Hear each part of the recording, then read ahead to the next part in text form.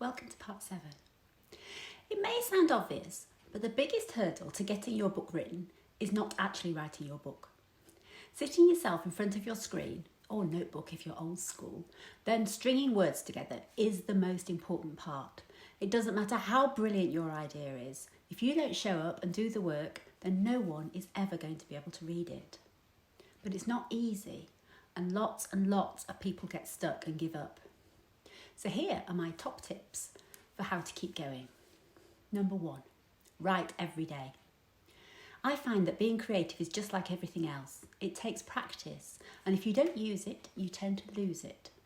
That's why I find it helpful to write every day, or at least on more days than I don't. There are lots of good reasons for this, but here are 2 of my favourites. Firstly, writing becomes a habit, which means it takes less effort to start each day. And if you do ever contemplate giving it a miss, your sense of guilt can kickstart you back into action. Secondly, if you write every day, you'll have better ideas and the words will flow more smoothly as a result. If you're constantly stopping and starting, it's hard to find any rhythm. And if you're anything like me, you'll waste huge chunks of time trying to remember what it was you were about to say. 2. Set a daily word count. I write in Scrivener, and one of its features lets you set your project word count target and the length of time it should take. The software then calculates how many words you have to write each day to get there. If you miss a day or you write over your word count, it recalculates accordingly. It doesn't have to be a big number. I tend to aim for around 1,000 words a day, which gives me a complete first draft in about 3 months. But if you only have time for 200, then do that. It'll take you a bit longer to get to the end, but every day will be a little bit closer. 3. Don't spend time trying to craft the perfect sentence. It's important to edit what you write, but not at the cost of writing anything new. Try not to keep going over what you've got so far. This is a first draft. It's okay if it's a bit rough. Cleaning it up is what editing's for. But if you get into the habit of polishing every sentence as you go, then you probably won't get very far. I start each day by rereading what I wrote the day before. This lets me pick up any obvious typos and repeated words, but mainly it's about reminding myself where I'd got to and helping me sink back into my story. I don't let myself get bogged down in what I already have. 4. Find a place and a time when you write. I know that part of the joy is that you can write anywhere, but to be honest, when you're starting out, there's a lot to be said for routine and kidding your brain into the right mindset.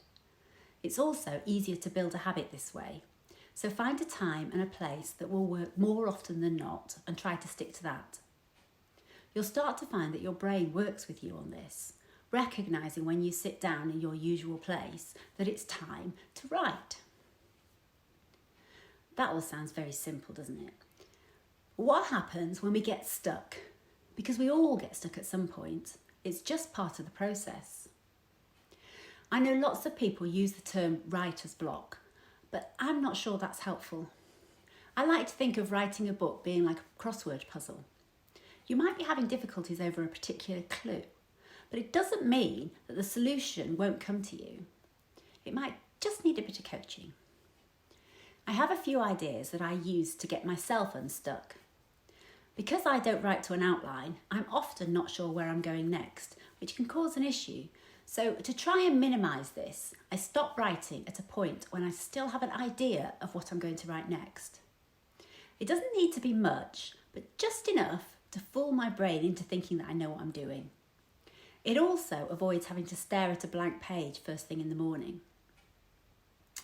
Despite what I say about having a place where you write, if I get stuck, I might take myself off and write in a different setting. Most often it will be a cafe or somewhere outside if the weather permits. But I've also been known to borrow a friend's house.